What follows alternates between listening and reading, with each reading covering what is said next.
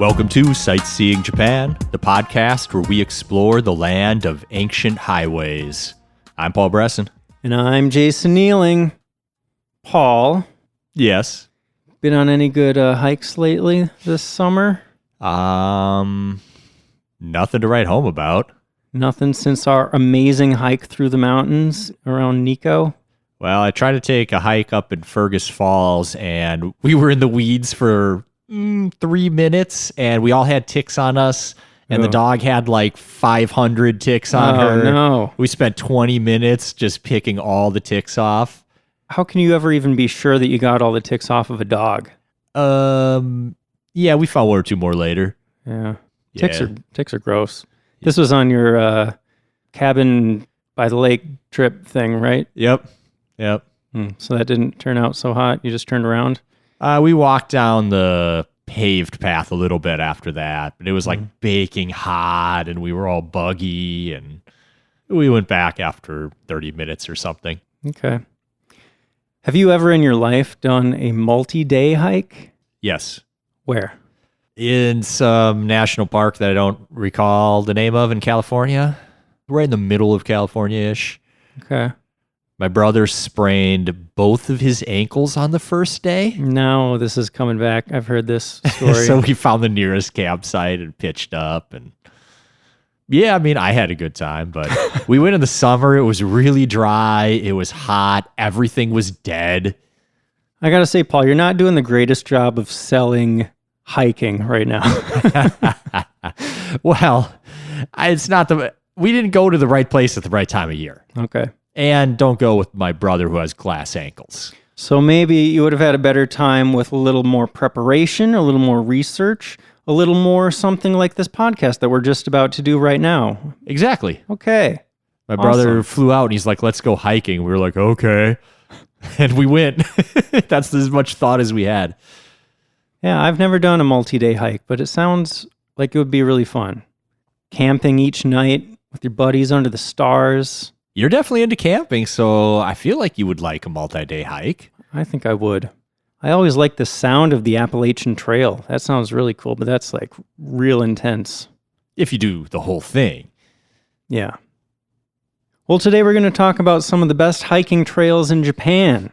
Japan's got some great ones. Japan's a great place to hike. They got all those mountains. And the coastline. Yeah. Lots of amazing views on these hikes. All the fog and the clouds in the valleys between the mountains and everything. Just so much beautiful natural scenery, right? Yep. There's still pieces of historical walking paths that have been used for centuries that still exist. Mm-hmm. There are a bunch of pilgrimages where you can walk past a bunch of temples and shrines in the woods, just hidden all over the place back there. Yeah. We've done a couple great hikes in Japan. We haven't done any multi-day hikes, though. We've only done little pieces. Yeah. Yeah, with these multi-day trails, I mean, you cover all sorts of terrain. So, like, as for the natural scenery, like you said, you're going to see a lot of the same types of things on these different hikes. The mountains, valleys, rivers, waterfalls, views of the sea. But the things that differentiate them are, we've talked about how different parts of Japan have their distinct local cultures. The climate and foliage is going to change depending on what part of the country you're in. So each of these hikes has its own specific character. Yeah. We picked 10 of the most famous, most awesome multi-day hikes you can do in Japan. And there's a wide variety of difficulties and scenery and vegetation to see on these hikes. Definitely. So hopefully something for everyone. Yeah. And if maybe you're not interested in like doing a really long multi-day hike, there's still going to be stuff in this episode for you because a lot of these hikes can be broken up. I mean, you could just do a single day hike or even like a day trip from a certain city. You can just go out for an afternoon or something and come back. Yeah, absolutely. You don't need to commit to like a month-long thing. But you could. You definitely could. Some of these will take you longer than a month. So yeah, with 10 of these to talk about, I think we're going to have to move kind of fast. I feel like some of these we could spend an entire episode on just for a single hike. Yeah. I mean, they all sound so cool, and they each have their unique things to offer. So maybe in the future we'll go into more depth on individual ones. But shall we just dive on in, Paul? Let's do it. So, Paul, we said we were going to kind of organize these by what part of the country they're in, right? Yeah. We're going to start at the north end of Japan and move all the way down to the south end of Japan. So, up north, that biggest main island up there is Hokkaido. And Hokkaido has got some really cool hiking, especially because it's so remote. Like the center of that island is just really rugged. There's not a ton in there. Is it wrong if I say Hokkaido is like Japan's Alaska? I think that is a valid comparison. Not 100%. Yeah, I mean, they don't, it's different, but in as much as the United States and Japan are the same, I guess you could say Alaska and Hokkaido are similar. Thanks for humoring me, Jason. Sure. So the biggest national park in Hokkaido is Daisetsuzan. And there is a very famous hike through there called the Daisetsuzan Grand Traverse. It's right in central Hokkaido, right on the mountain range. I saw that this is one of the most challenging hikes in Japan. Yeah, the entire trail is above 2,000 meters above sea level. And since, as I mentioned, Hokkaido is not densely populated, especially in the middle of the island, you need to bring your own tents. You got to bring your own sleeping bags, food, like everything that you need to survive, you got to carry with you. And carry back out with you. Yeah. So you're hiking along the Daisetsuzan mountain range, which stretches all the way across that national park. The biggest national park in the country, by the way. Did you mention that? I think I said biggest in Hokkaido, but you're right. Biggest in Japan. And this hike is about 80 kilometers long. That's about 50 miles, and it takes 8 days. And unlike a lot of the other ones we're going to be talking about, this is not a circuit. You're not just going in a loop. You're going from one end of the mountain range to the other. So you end up really far away from where you started. So you got to plan ahead and figure out how you're going to get out to the beginning of the trail and how you're going to get back from the end. Yeah, there's a few campsites along the way, but no amenities, just bare campsites, somewhere to pitch your tent, and that's all you get. I thought I saw a video of some people in like a little wooden shack, maybe? Like there are some refuge huts. Yeah. A lot of these like mountainy hikes have little huts. Like I know even on Mount Fuji, there are little huts that you can stay in for the night. Yeah. And that's partly due to safety reasons because you're that far north up in the mountains, weather can turn really quickly. Oh, yeah. And you would need to hide out to pass the storm. Man, I saw some videos of people doing this hike where the wind was like the most intense wind I've ever seen in my life. The kind of wind where it will like knock you over if you're not kind of leaning into it, you know? Yeah. And like your cheeks are kind of flopping around because it's just that kind of wind on a mountain sounds not fun. Yeah. Yeah, I saw a lot of rocky parts. Like you're so high up, that the trees kind of go away and then it's mostly just rock that you're climbing up. I saw videos of people hiking through dwarf pines. That was kind of interesting looking because I'd never really seen that. It's like pine trees, but they only come up to your waist and they're just so thick that you're just kind of wading through them. That's really odd. Weird, yeah. Yeah. I heard someone saying, give yourself at least an extra 2 days to wait out bad weather. Oh, because you're not going to get just 8 days of solid good weather to knock your hike out, even if you're going in summertime. Pretty intense. Yeah. But it also looks amazing. Like the views that you get from the tops of these mountains, of course, they're going to be amazing. I saw like mountain lakes that you come across and you're so high up, like above the clouds. There are spots where, you just look out and it's just a sea of clouds and you see little mountain peaks poking up. It's like, I don't know, just surreal, like another planet or something. Yeah, it looks unbelievable. This hike in particular was popularized in the Japanese imagination by a poet named Keigetsu Omachi, who took the hike and then wrote poetry about it. And I do have one of his famous lines from one of his books he wrote in 1921. He said, climb Mount Fuji and you'll speak of the height of the mountain. Climb Daisetsuzan and you'll speak of the vastness of the mountains. Wow. That's cool. Yeah. Would you, Jason? Would I do this hike? Yeah. I feel like you need to be a pretty experienced hiker to do this. I would do it in like 10 years after I've done a bunch of less intense hikes, multi-day hikes, so I can kind of work up to it, you know? Okay. What do you think? Nah. Never? 8 days, like, I'm not against discomfort and hardship, but 8 days of hiking through a mountain, carrying all my own supplies, like, nah, I'd rather like go lay on a beach somewhere. I don't know. I like challenging myself, and I feel like this would be a real challenge. I wonder just how much training, though, it would take to do something like this. Because, like, I've never really carried this really heavy pack with me either while I'm hiking. Yeah. Do you need to train for, like, a marathon to be able to do this kind of thing? Not quite, but you definitely need to be ready for it. And the altitude, too. Yeah. If you're not used to that, it's going to get you. I've never really had a problem with, like, altitude sickness before, but I have. I would definitely, not fun. I would want to try a few days at a slightly lower elevation hiking just to, you know, just to make sure I'm not just going to go out there and die. Yeah, definitely. Okay. But you'd do it if you were prepared. Yes. Yeah, I'd go vacation somewhere else.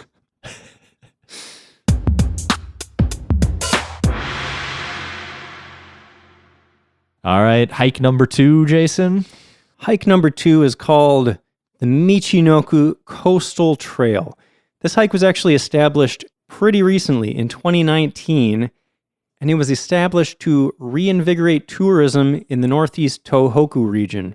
This is that region of Japan that was impacted by the 2011 earthquake and tsunami.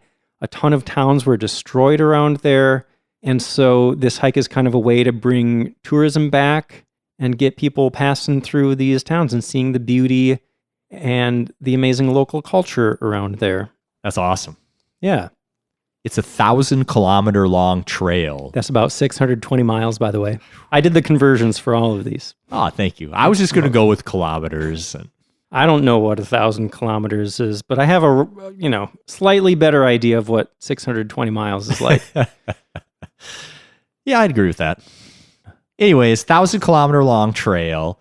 It goes from Hachinohe City in Aomori Prefecture all the way down to Soma City in Fukushima Prefecture. So you're going like kind of all the way through Tohoku along the coast there. Yeah, a huge part of the coast. It's broken down into 28 smaller sections that all only take a day or two to complete. And it's supposed to take about 50 days if you want to complete the entire trail.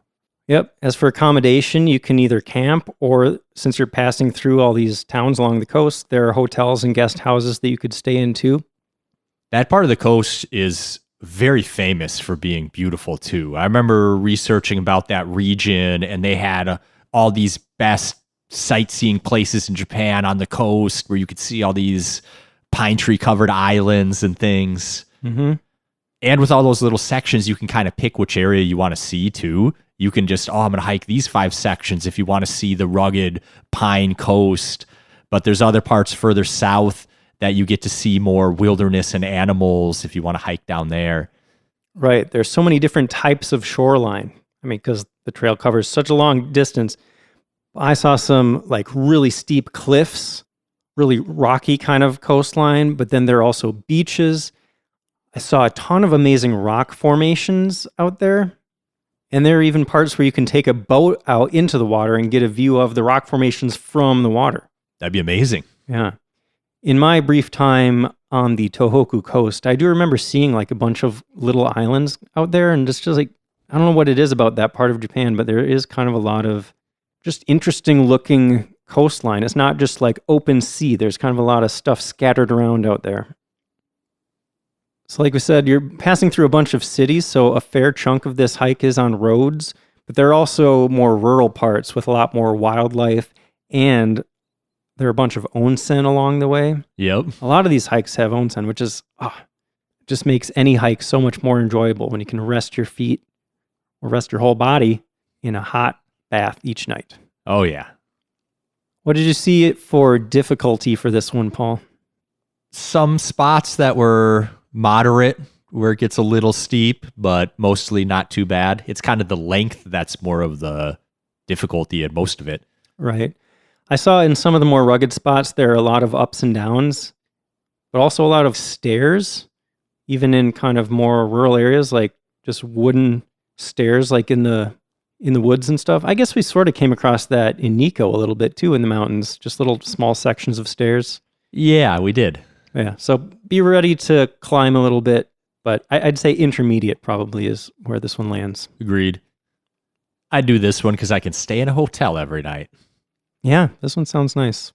Get a little more civilization, a little more access to vending machines and whatnot.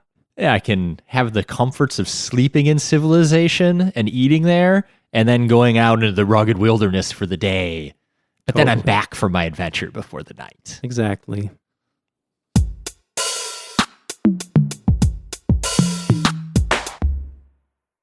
So we started up in Hokkaido.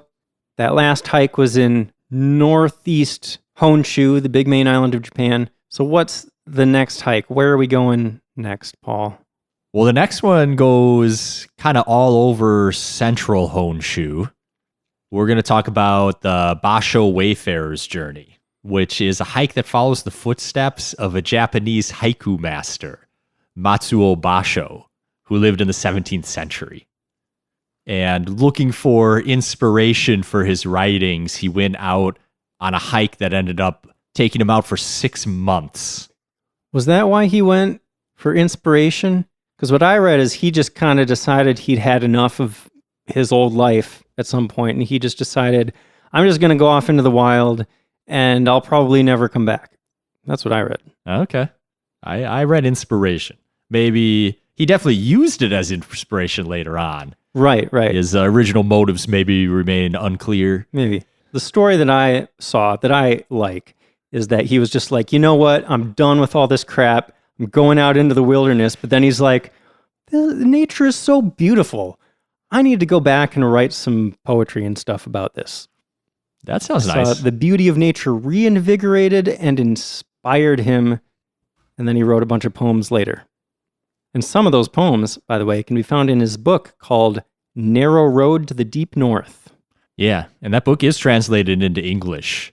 So you can go walk this route and read the poems that he was writing on the specific areas that you're currently hiking. That would be really cool. That sounds really fun. Aren't there even parts where some of his poems are like posted, like carved into rocks or something? I believe so, yeah.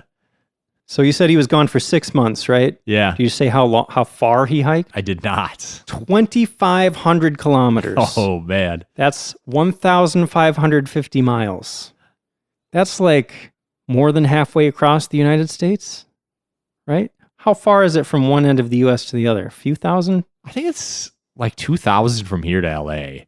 And we're in the Midwest, so it's... Yeah, I mean, it's not quite a straight line. But anyways. It's a long way is the point I'm trying to make. Yeah, that's a super long way.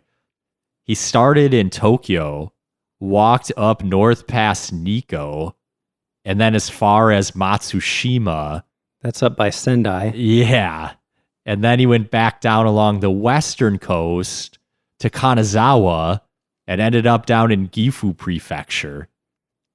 If you don't want to spend 6 months following his footsteps, the northernmost section is where a lot of people seem to pick up the trail these days.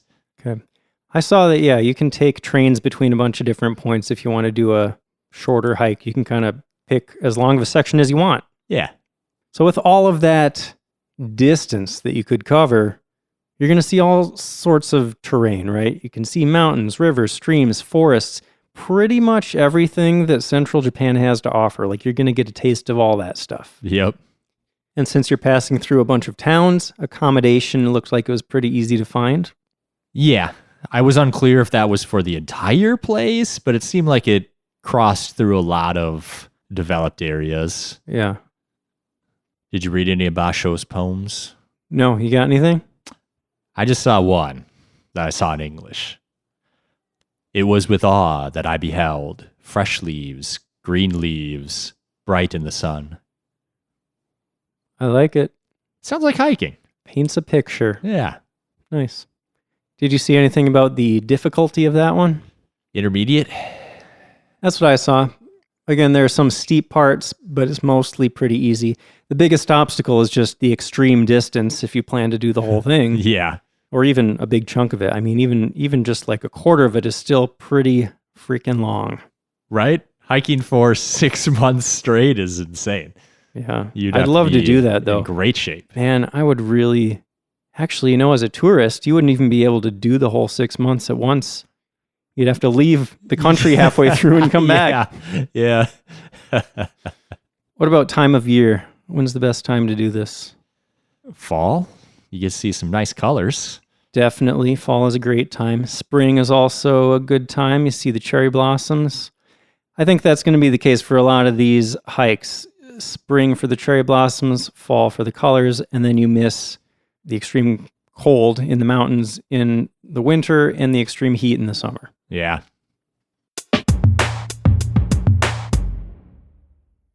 So, Paul, this next one, I know you've talked about this a bit as something you would be interested in doing. Yeah, and this absolutely. one's right around the Tokyo area, right? So easily accessible for people staying in Tokyo. Without knowing it, I think we were even talking about doing a section of this with one of our days in Tokyo a few months back. You're talking about the hike to Mount Takao. Yeah. Yeah. Mount Takao is a part of this trail. The Kanto Fureai no Michi. Also known as the Friendship Trail. It's a nice name. Yeah. It's a huge trail. It encircles the Kanto region with a total of about 1,800 kilometers of trails. That's about 1,120 miles. Oof. And it's divided into 160 sections. So that would take a while if you wanted to do all of that. Yeah. But if you want a more manageable chunk, there are 7 of those sections right around the Tokyo area. Each section can be done as a day trip from Tokyo, or if you want to string those all together, then you got a week-long hike. Yeah. And these all seem like really cool trails. You get a lot of different experiences. All of these are between about 8 and 20 kilometers. But did you see the names of these trails? No. Names? Oh. Why? Is there something special about the names? Yeah, they all have a really cool name. Tell me. So there's the Lake Trail, the Bird Trail, the Fuji Trail, the History Trail, the Waterfall and Stalactite Cave Trail, Ooh. the Shade of Cedars Trail, and the Mountain Grass Trail. Those do all sound cool. Yeah. And I like that just from the names, you get an idea of what kind of stuff you're going to see. Yeah, and you get to pick ones that really suit you. Yeah. Awesome. So in total, if you wanted to do this whole week-long thing, it's about 75 kilometers or 46 miles. And this one is a loop. So it starts and ends at Umeno-Kidaira in Hachioji, which is just a little bit west of central Tokyo. You can get there by train. So yeah, you get to see mountains. That Mount Takao is a big popular one. Mm-hmm. You get to go through some countryside. You get to see some cultural heritage sites. Yep. Sounds pretty cool. It'd be so odd, like just taking a train to a part of Tokyo and then just like walking out into the wilderness for a week and then just walking back into the biggest city in the world. Yeah. Yeah. You know, Hachioji is where I got my Ironheart jeans. Okay, so you know the way already. Yeah. It's like, it feels like suburban, you know? Yeah. It's hard to imagine what part of it, like it must just be like an edge of it kind of Edge of it just meets the forest. meets and then you the just mountain go. or something and the city just stops eventually. Yeah. And, It would be interesting. yeah. Did you see anything about accommodations? There appear to be some places you can rest at, hotels. Yeah, I saw guest houses, ryokan, traditional Japanese inns, and some of the mountains have huts. So, you know, you'll probably want to plan out each night and know exactly what you're doing, where you're going to be. Maybe Yeah. you need a little tent for, no, not tents. Those huts should be good for the really wildernessy parts, right? Yeah, you can pack a lot of people into those huts to sleep. At Did least you see some of the pictures of the huts? I saw some of the pictures of the ones in the mountains, and it was like bunk beds, but it was like continuous, and everyone's head was facing the hallway in the middle, and then their feet were facing outside. So like every 2 feet there was a person sleeping. So you could, and then there was a second layer of that on each side. You could fit probably a couple hundred people and sleeping in this small little hut. 100 people? Maybe I'm exaggerating, but like you could pack them in there. All right. Paul, did you hear about these official certificates and commemorative badges you can get? What? You get badges? Yeah. So if you complete all of the trials, like we said, it was split up into sections, right? I guess each section is a trial. Okay. If you do all of the trials in one specific prefecture, you get an official certificate that says you did that. So they actually have like official records of how many people have completed each prefecture and then how many people have done all of the prefectures together. Oh, wow. As of April 2016, 813 people had done all of the Tokyo trails. Okay. And 119 people had done all of the trails in all 6 prefectures. That's not many people. Right. Wow. I mean, it is a long ways. Yeah. What an accomplishment that you'd be like, I'm one of 119 people in the world that have done this. That would be pretty cool to be on that list. Is that like being like a Pokemon trainer? I collected all my badges. Sure. You can fill up your Pokedex with pictures because to prove that you did each section, there are specific photo spots along the trails that you need to get a picture at. Oh, okay. Yeah. That's cool. Mm-hmm.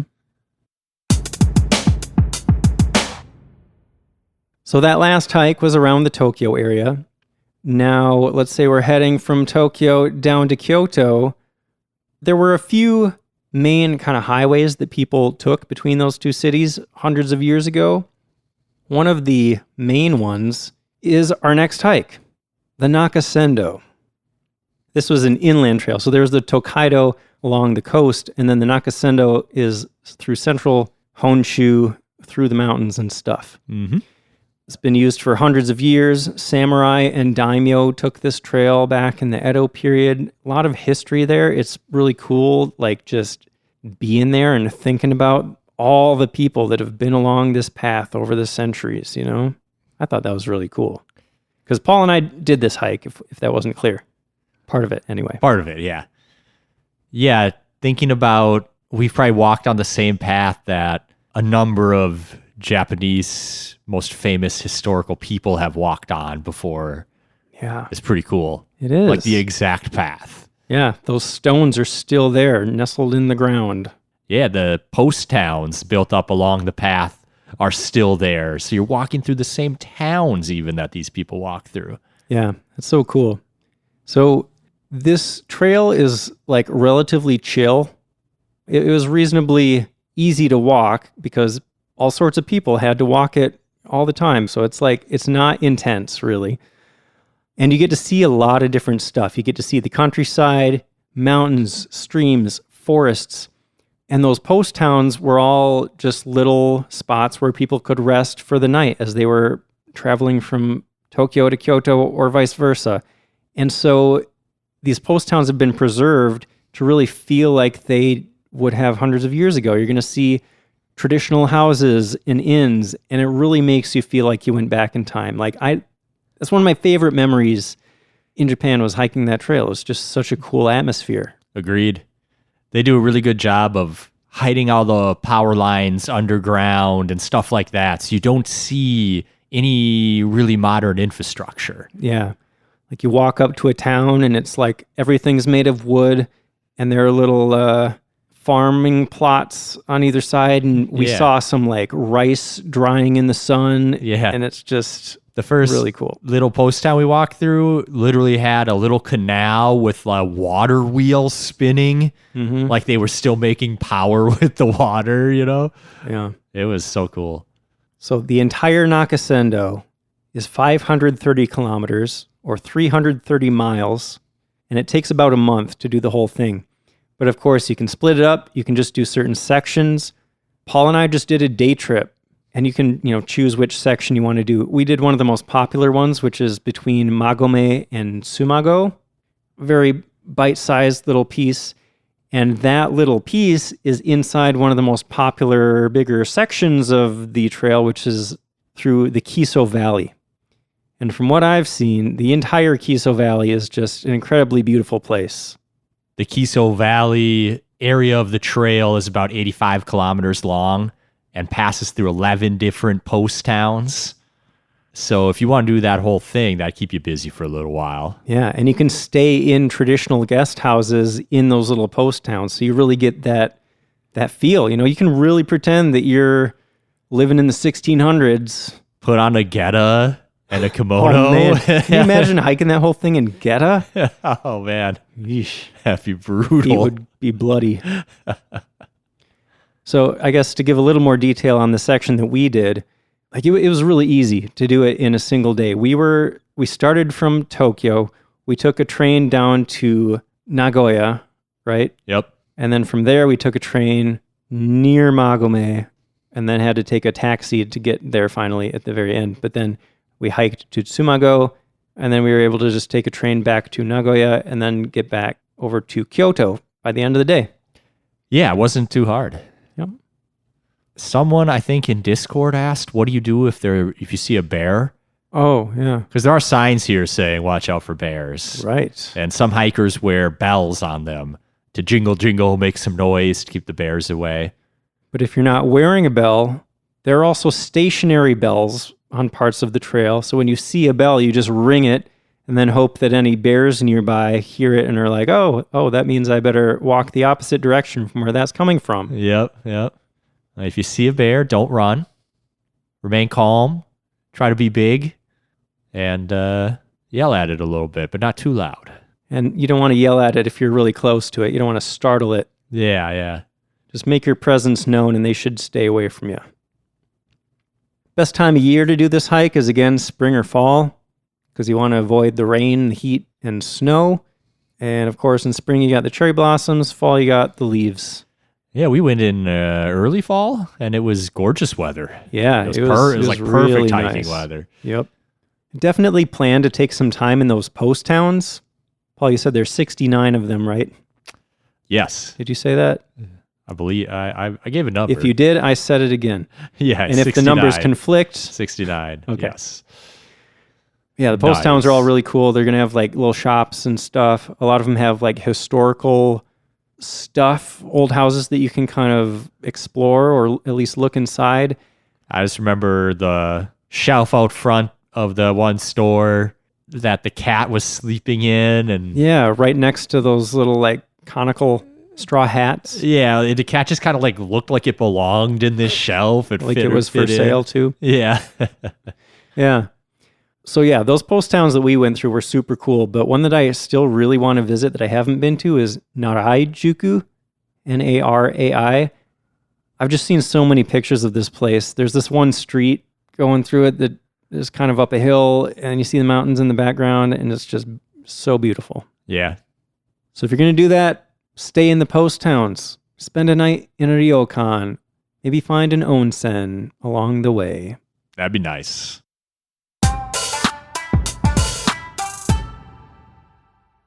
Next up, we got Kamikochi-Yari-Hotaka Circuit.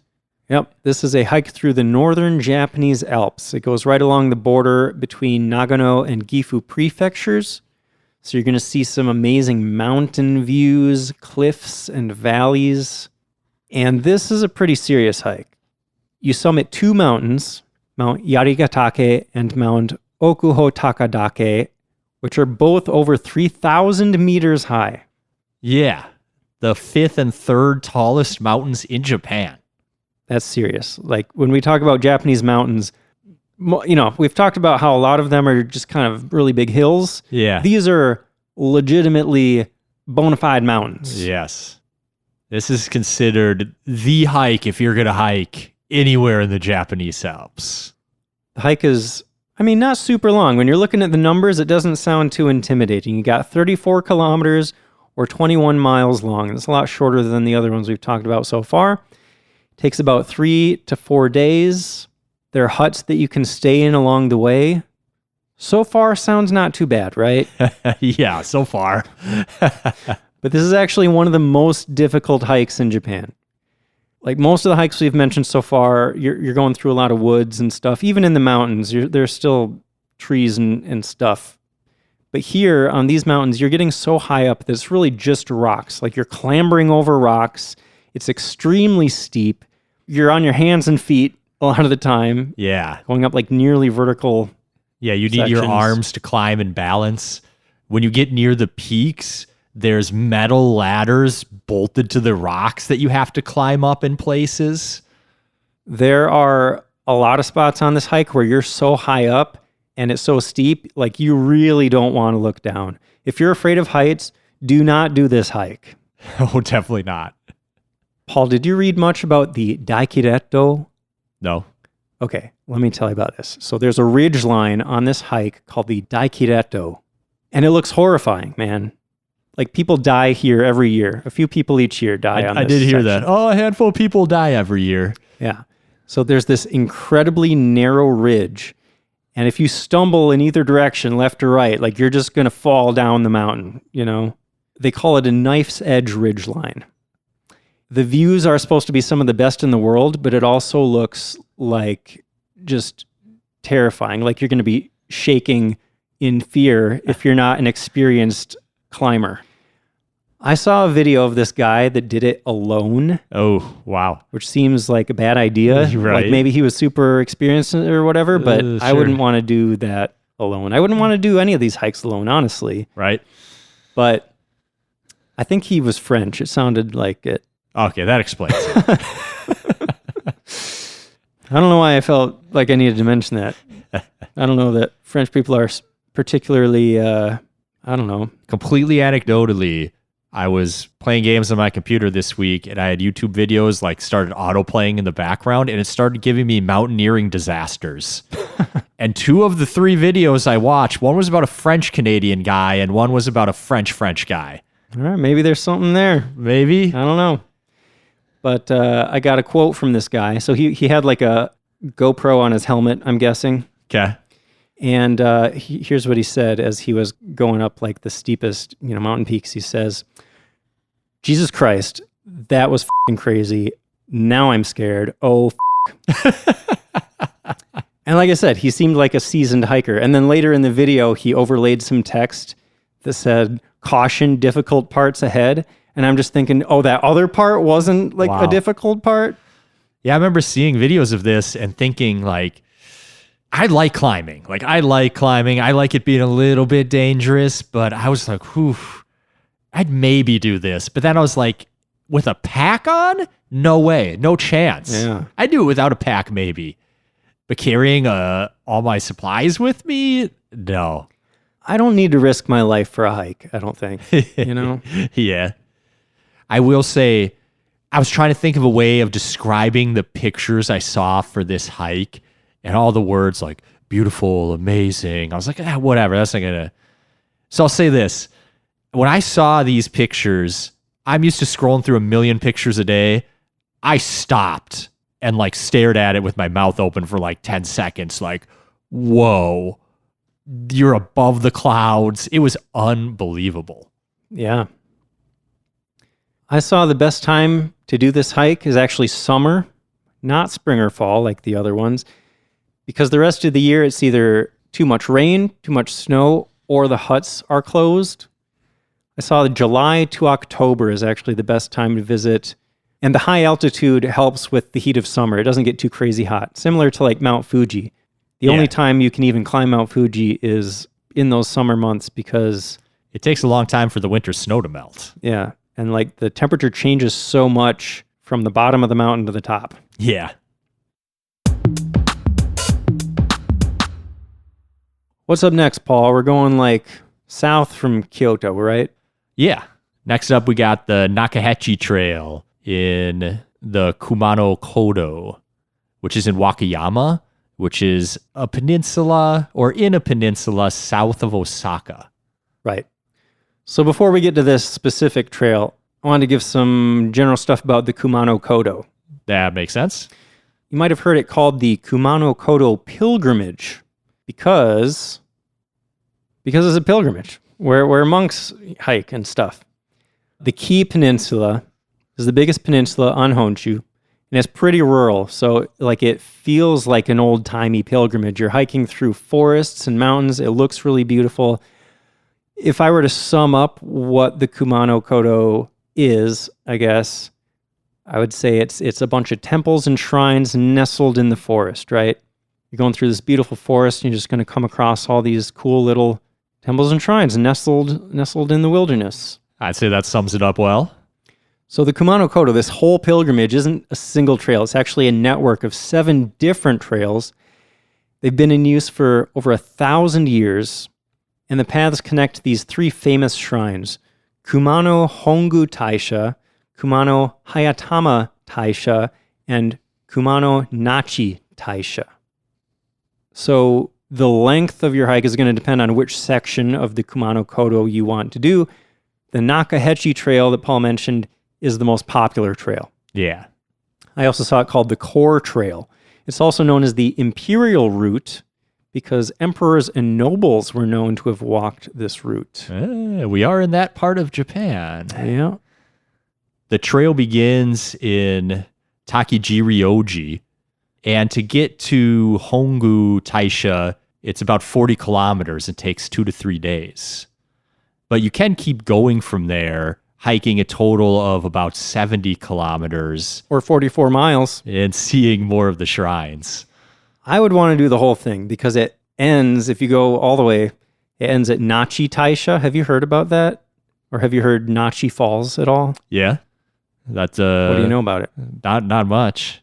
I've just seen pictures of this place where it's like this amazing waterfall in the background and then this awesome red pagoda in the foreground right next to it. Yeah, I know what you're talking really about. Really famous picture. Yeah, that was the picture on one of the websites I remember seeing now about this hike. I've had my eye on that place for a long time, but I still haven't gotten there because it's like you can't just take a train straight there, you know? Yeah, you got to hike for 6 days. Yeah. Or drive. There's guest houses and camping available. There's an official website for the hike where you can book all that stuff. That's convenient. Yeah.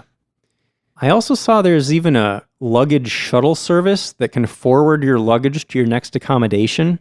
It's pretty convenient. That's awesome. Yeah. So, I mean, this is a popular route. A lot of people do this. So there's like a fair amount of infrastructure there to support you. Yep. I'd say it's intermediate level. There's a few steep up and down hills, but no crazy climbing like the Alps. Right. One fun thing, just randomly, that I came across is there's a test of faith. Oh, really? Yeah, there's this like really narrow tunnel through a boulder. Okay. And they say that if you can climb through the tunnel, through the boulder, you'll have an easy childbirth. Okay. Get it? Because it's like you're crawling through a... Sure. Through some lady parts to be birthed on the other side. In your next life or like for your baby? Oh, like I guess women that crawl through there will give birth easily to their child in the future, in their own life. Like, could you do it for your wife? You know? That I'm not sure. You could try. That'd be a good selling point on a dating website, you know? I crawled through this tunnel, no problem. So if we have a baby, it's going to go real easy for you. Okay, so I'm guessing you want to do that before you're pregnant or early in the pregnancy? I think before. I was thinking about fitting through. I didn't think of all these questions, but now I'm wondering, like, is it once you find out you're pregnant, then it's like, okay, you better go crawl through the rock, or is it like as a young woman or something, you crawl through, and then it's like, all right, I'm set for life. Whenever I have babies, it's going to go really well. You're about to get married, like, oh, go climb through the rock. Yeah. Anyway, if you're claustrophobic, maybe don't do that. It looks like really tight. Like, can't make it too easy or it wouldn't be a challenge. Right. I don't consider myself like especially claustrophobic, but I don't think I would enjoy being in such a confined space. Being enclosed in a rock on all sides, that would make me uncomfortable. I'd say that's a healthy level of uncomfortable. I think so too. As for time of year, spring and fall, again, temperatures are more moderate. Cherry blossoms, fall colors, of course. There you go. Awesome.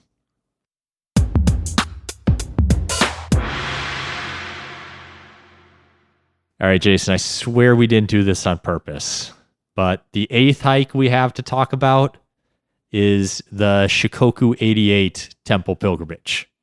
Why are you looking at me like something special is happening? Is it because it's 2 pilgrimages in a row? It's the 8th one we're talking about. Oh. Got it? Get it? I did. Get it? Yeah, I do get it. And yeah, that was very much not intentional, to the point that I didn't even have any idea what Paul was trying to get at right there. I guess I'm the only one that cares.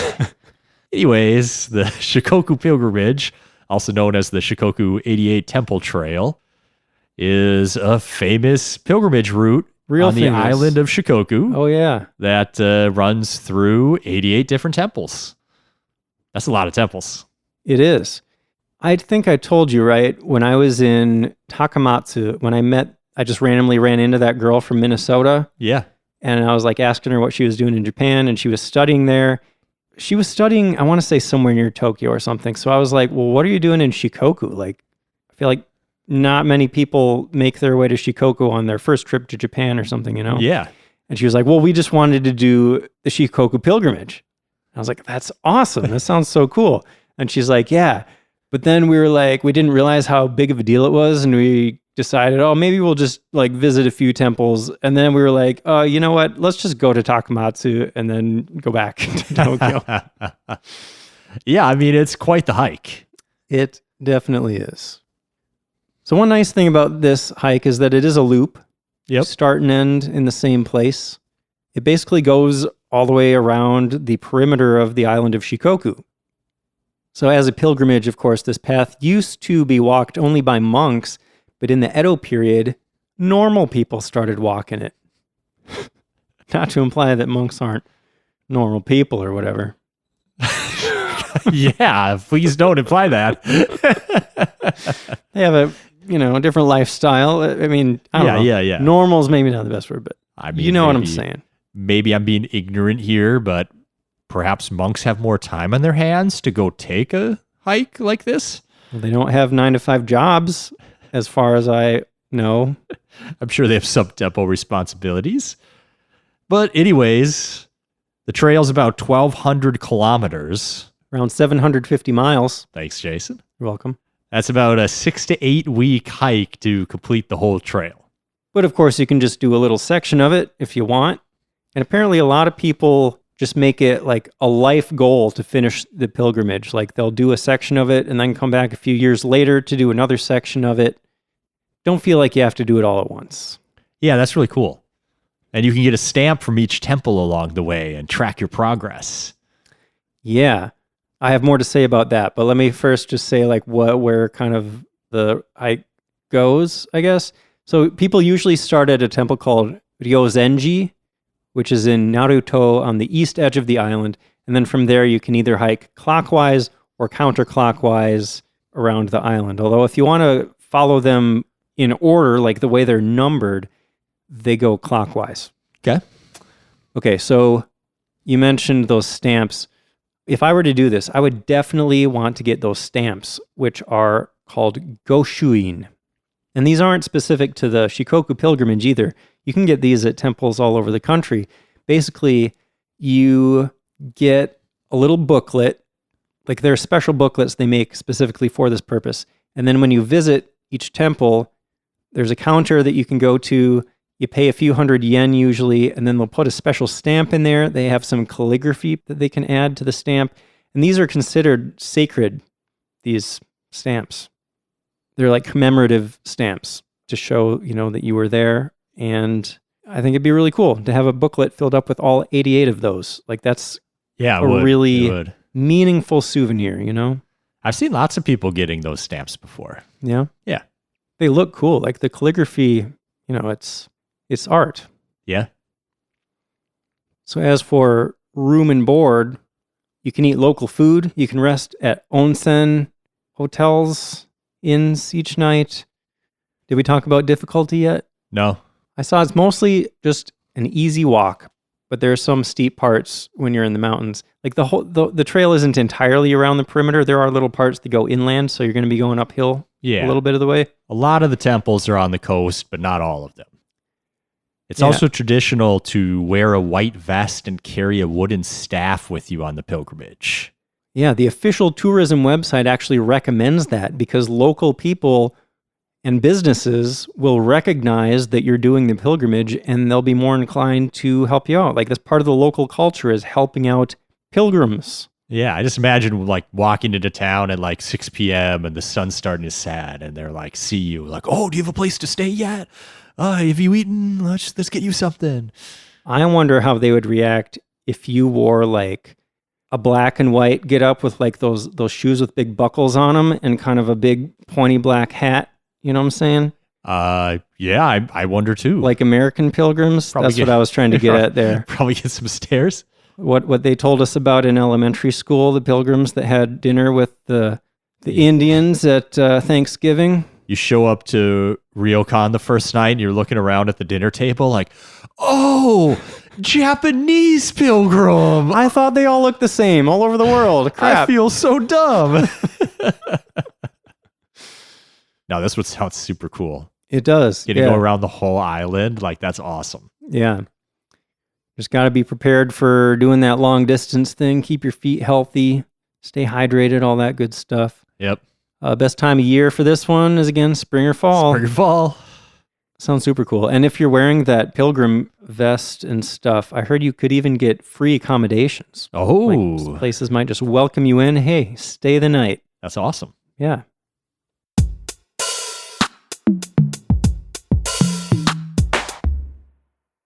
So that last hike was on the island of Shikoku, which is one of the main islands of Japan. It's kind of just across the sea there from Hiroshima, around there.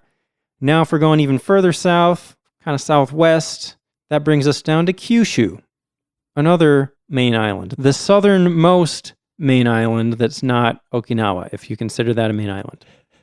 Is Correct. that confusing? Is that a confusing way to say that? A little bit of a confusing way to say it, but you're not wrong. Kyushu is down at the southern tip of what you probably think of as Japan. If you've seen maps of Japan and you forget about those little itty bitty islands way south, right? Yeah, because Okinawa is going to be in the corner of the map in a box anyways, right?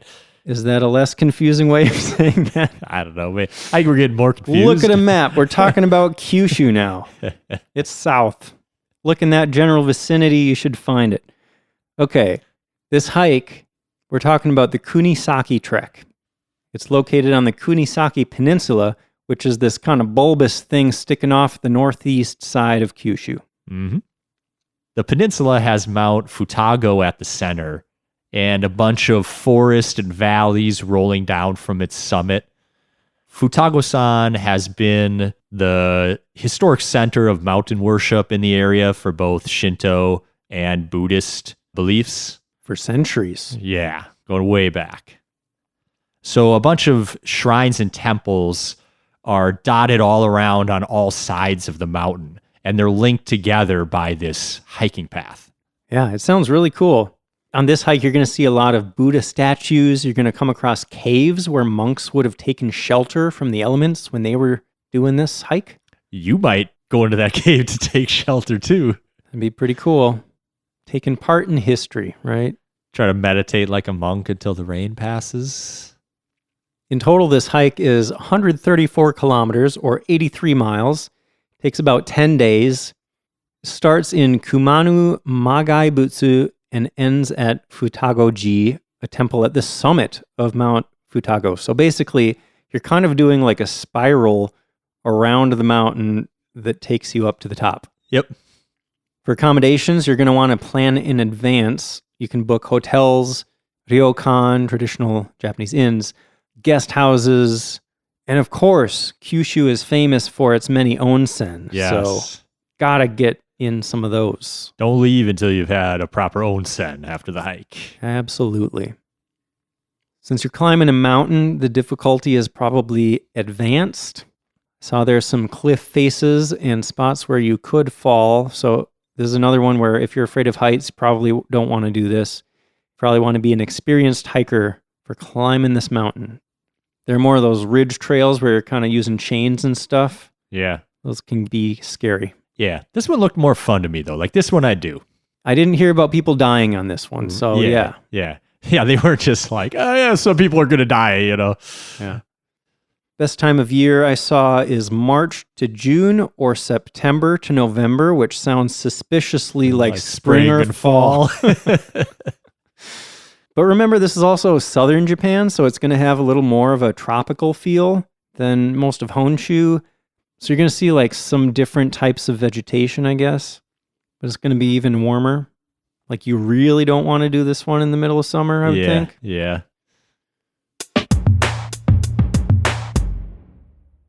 For the last hike we're going to talk about today, we're going all the way south down to Okinawa itself. Those little bitty islands way down there that we stumbled around in the last section. Yeah. This hike is called the Okinawa North to South Traverse. Basically, you're starting in the north of Okinawa and you're walking south all the way down the island. It's kind of like a skinny island, so you're walking the whole long way of the island. Yeah, we're talking the island of Okinawa specifically. Okinawa Prefecture includes a bunch of other little islands down there, but the capital, Naha, is on Okinawa Island, which is the one you're hiking on here. Yep. It's an interesting hike in that it's not entirely a scenic hike like a lot of these others have been. In the northern part of the island, it's less developed and more rural, but the further south you get down to Naha and some of the other cities, and you're walking more through city areas and urbanized areas. I mean, I'd say it's still scenic. You're going to get some amazing views. Oh, yeah.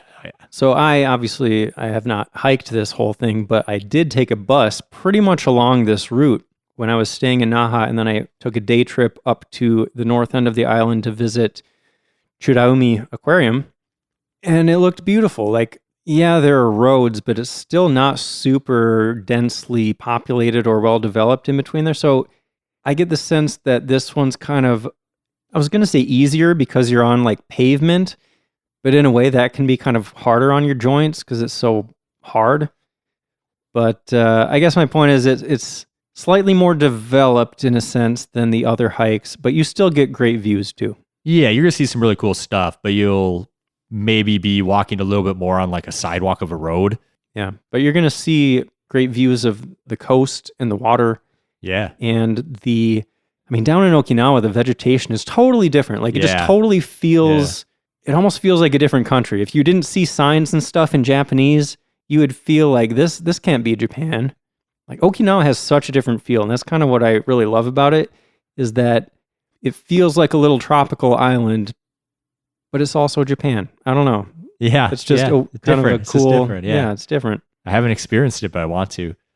Part of what spoke to me about this hike is that you get to see the whole island.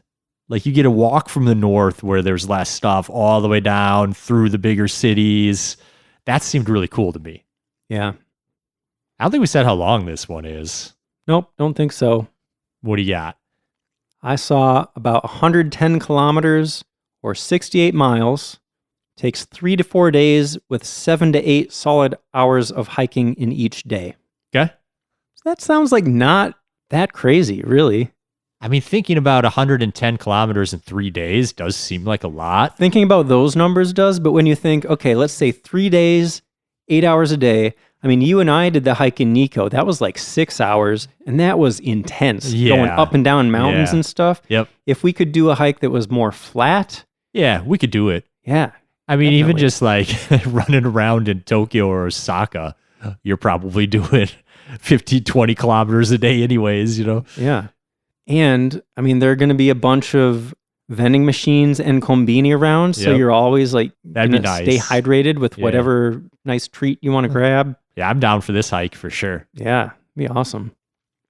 Of course, since you're going through a bunch of developed areas, there is enough infrastructure that you're not going to get lost. You're not going to get stranded. There are going to be places for you to stay at night. I get what you're saying, but I could still maybe get lost for a minute or two. Just have your Wi-Fi, have a phone charger, have your Google Maps. That's for once I realize I'm lost. You're just going to start walking like in a general southern direction until you really feel like you have no idea where you are, and then you pull out your phone? You know, I'll look at the map and be like, okay, this way, and eventually I take a right, and, I'll just start going. what you got to do is get an Apple Watch, and then it will tap you on the wrist and let you know, hey, turn this way. Yeah. Honestly, I don't think did I talk about it? I just got an Apple Watch before this last trip Paul and I did to Japan, and I got to say, it was really awesome. Yeah, like being able to... You mentioned it, I think. Okay. But yeah, it was kind of cool. When I was doing directions, I had my phone out and I was like staring at my screen, and you just were walking and your watch was like, ding, ding. Oh, we're taking a left, Paul. Like that was kind of cool. I could pretend I was a local, blend in a tiny bit. The other problem is I wasn't getting dinged. We'd just be walking down the street and all of a sudden Jason would shoot off left and I'd be like, oh, wait, where are we going? Yeah. So I saw this hike has developed enough that you could book places to stay in advance and just decide, in this day I'm going to hike this distance. Or you could just wing it and just see how far you get and then find something nearby. Yeah. That would be kind of cool. Yeah. I actually really like the idea. Like now that I feel a certain level of comfort being in Japan and I kind of know how things work, I really like the idea of doing a trip with just a backpack and a train pass and just go wherever I feel like each day and see where I end up and like find some capsule hotel or something to stay in. That'd be awesome. I do like the idea of it. I do like slightly worry that I've walked for 8 hours today and now I'm checking at the 4th hotel that's saying they're full and I still got to try to find a place. Like, that's true. It could be stressful. Probably be easier than that. Well, the first one that says they don't have room, you just go, Tasukete kudasai, tasukete, and ask them to call another hotel to find room for you. Oh, there you go. And if you get to, somewhat large hotels, like there's probably a decent chance that like somebody didn't show up or something or canceled last minute. Yeah. The first time I went to Japan, a friend of mine who worked for an airline just grabbed a free ticket and came to Japan and met me in Tokyo. That's cool. Yeah. And he planned literally nothing. Like he was just going to stay overnight and we were going to hang out and then he was going to fly back the next day. And so he just asked at the front desk where I was staying if they had a room for him. And they were like, well, we got a room. The shower doesn't work, but you can sleep there. There you go. Yeah. What was our 10 hikes? We pointedly did not talk about hiking Mount Fuji. That's right. But we did a whole episode on Mount Fuji. Yes, we did. Quite a while back. 10, I believe. I think so, yeah. And we talked about climbing Mount Fuji in that episode. Yep. A lot more details there, if you want to check that out. Well, before we wrap up, maybe we talk a little bit about some safety tips. Yeah, I got a few basic ones. Of course, some of this stuff is going to depend on which hike you're doing. Some are less intense than others. Some might require less gear than others. But there are some general things that are good to keep in mind if you're hiking anywhere. Yeah. I mean, first and foremost, this sounds dumb, but bring lots of water. It sounds so straightforward, but there's times where even I go out and it's like 95 degrees and like I'll look and like one of my friends didn't bring a water bottle and we're planning to be out for hours and it's like, you might die, right? I forgot to grab a bottle of water for our hike in Nikko. That's dumb. That's right. You'd hit up the vending machine, right? Or did you have a coffee or something? I had like a green tea latte before we started the hike, and then I was going to grab a bottle of water, and I totally forgot. And then we were on the mountain, and I'm like, I only have snacks. Oh, well. Oh, man. I survived. I was probably a little dehydrated by the end. But yeah, thankfully it wasn't too hot. Yeah. But it was hard work. Yeah. I guess while we're on this subject of packing, there are other things that you might want to pack. Insect repellent for a lot of these. You're going through a lot of woods and stuff. That would be good to have for your comfort. Sunscreen. Definitely. A battery pack for your phone. You might want to save all the local emergency numbers in there too, just in case. You never know. If you're using your phone for a map, you might want to download the maps in case you lose reception. You can still know where you're going. That's smart. As for clothing, of course, it's really going to depend on which hike you're doing, but the general tip is be prepared for different types of weather. Yeah. It can be unpredictable, especially if you're changing in altitude a lot. If you're going up and down mountains, you never know if it's going to be too hot for you, too cold. It's going to rain. Just want to be prepared. No matter how experienced you are at hiking, it's always a good idea to go with a buddy. because something could happen and you need help. Yeah, it's scary kind of to think about how quickly you can go from, I'm just walking through the woods by myself, this is great, to, oh, I like literally can't move anymore because I broke my ankle and now I could very easily die right here. Yeah. Always let someone know where you're going and when you expect to be back, family or friends, so that if something does go wrong, the alarm bells can go off a lot sooner rather than later. Yeah. And to be able to tell somebody where you're going to be, you need to know where you're going to be, so you should plan your route very carefully. You probably want to know how far you need to go each day. You want to know where you're staying, unless some of those hikes we talked about, there are a lot of towns and stuff nearby that you can stop in whenever, but just plan well, I guess, is the tip. Also, good hiking shoes are essential for preventing injuries and not dying. That's the end of my tips. Mine too. Well, I hope maybe you were inspired to do a 6-month-long hike, or maybe just a couple-day-long hike, or maybe even just a few-hour-long hike. I don't know. I'm just saying there's a bunch of great hiking in Japan. Yeah, if you go and hike one of these and have the most amazing experience of your life, you're welcome. If you fall off a mountain and die, we warned you. We warned you. Not our fault. And if anyone out there has done any of these, let us know. I would love to hear about somebody's experience on any of these. Yeah, come hit us up in the Discord and share your experience or some photos. Definitely. If you want to join the Discord, which is hopping, gotta say. Yeah. Got a lot of people in there, got a lot of good conversations. You can find the link to that in the show notes or on our website. We also need to give a shout out to our Shogun level patrons. We have 3 of them now. Nicholas McKibben, Paula, and Kevin Harris. Thank you all so much. Thank you. If you want to join the Patreon, you can also find that link in the show notes. Paul, what are we talking about next time? On the last episode of the season. Oh my goodness. We're going to be talking about traveling in Japan with kids. Okay. I don't have any kids. I don't either, but we got some good sources on this one. We do. We're not just making stuff up. We're not going to tell you how to parent your kids without any personal experience. We're going to use other people's personal experience. So look forward to that. Thanks for listening. We'll see you next time.